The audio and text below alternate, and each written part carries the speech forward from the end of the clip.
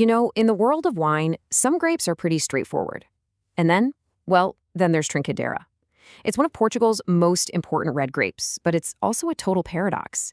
It can be a nightmare for the person growing it, but an absolute masterpiece in the glass. So let's get into why. A viticultural chameleon. Honestly, that's the perfect way to put it. Just think about that for a second. A single grape that can taste completely different based on where it's grown or what a winemaker decides to do with it. That incredible adaptability, that plasticity, that's its true superpower. So where did this chameleon even come from? Well, Trincadeira isn't some newfangled grape. Its roots in Portugal go so deep. It's got this almost legendary status in the country's winemaking history. It's what's called an autochthonous grape, which is really just a fancy way of saying it's a true native. It's 100% Portuguese. It didn't come from anywhere else. Its story has been woven right into the fabric of Portuguese wine for centuries. And here's where that dual identity really kicks in. Genetically, it's the exact same grape, but it goes by two different names. Down in the hot, dry south, in the Alentejo region, everyone calls it Trincadeira. But if you head north to the famous Douro Valley, boom, suddenly it's known as Tinta Amarela. Same grape, two completely different personalities depending on where you are. Okay, let's step into the vineyard, because this is where the drama really begins. For all its amazing potential, Trincadeira is just notoriously difficult to grow. It's a high-stakes game that truly separates the expert growers from, well, everyone else. And this gets right to the heart of the Trincadeira paradox. To get those beautiful, ripe flavors, it absolutely needs a long, hot, sunny season. But, and this is the kicker, the second there's too much humidity, it becomes incredibly prone to rot. So it's this constant, delicate balancing act. And you can really see that chameleon nature when you compare the two main regions. In the heat of Alentejo, the wines are big, full-bodied, just bursting with ripe red food. But then you go to the Douro with its cooler climate and rocky schist soils, and the wine totally transforms. It becomes fresher, spicier, and way more elegant. So try to imagine you're the grower for a minute. You've got this grape that's super susceptible to disease, it needs perfect weather, and it grows so fast and wild that you have to be out there constantly managing it. And even after all that work, you have no idea if you're going to get a big harvest or a tiny one. It's a real dilemma every single year.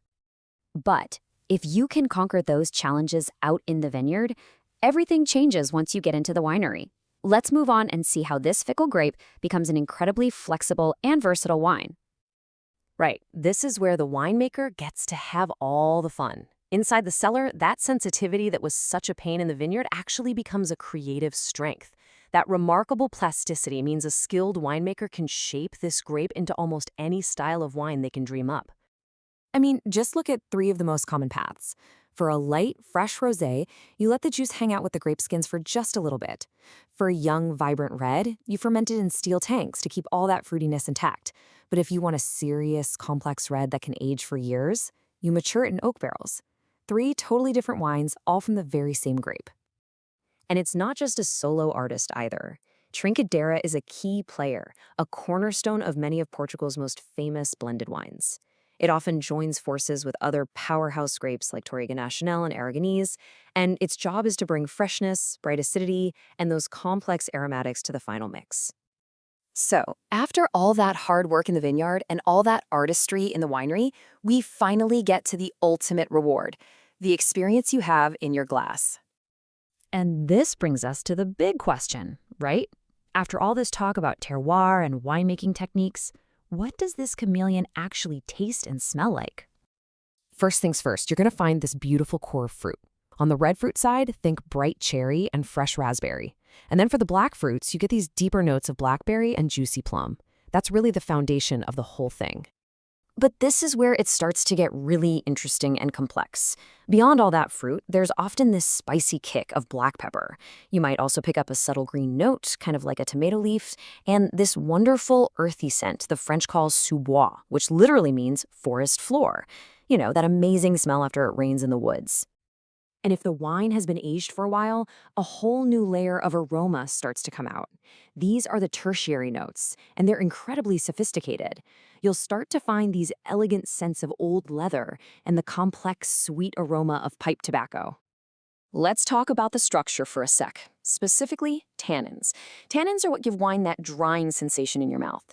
In a young Trincadeira, they can be pretty firm, a little bit grippy, but with some time in the bottle, they just completely transform, softening into this beautiful, smooth, silky texture.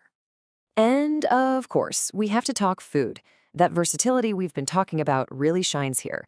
A young, fruity Trincadeira is just perfect for stuff like grilled pork or a platter of cured meats. A complex, aged bottle is begging for richer dishes like roasted lamb or a game stew. And the rosé, a total natural with grilled fish and fresh summer salads. All right, so let's wrap this up by looking ahead. Why does this ancient grape have such a bright and frankly important future? Well, it really all comes down to resilience. Trincadeira is a grape that actually thrives in the heat. So, in a world that's facing a changing climate, its ability to produce balanced, fresh wines, even in really warm conditions, makes it more important now than it has ever been. So, when you go looking for a bottle of Trincadeira, what are you really getting? You're getting a direct taste of authentic Portuguese heritage. You're getting incredible versatility, a style for pretty much any occasion. It often represents fantastic value for your money. And in every single glass, you're tasting a story of resilience. I think this quote just brings it all together perfectly. Trincadeira isn't just a grape, it's a canvas. It's the medium that allows the diverse landscapes and soils of Portugal to be painted and expressed right there in your glass. Which really just leaves us with one final question. With all of its history, its complexity, and its incredible versatility, could Trincadeira truly be Portugal's best-kept secret? I suppose there's only one real way to find out. Cheers.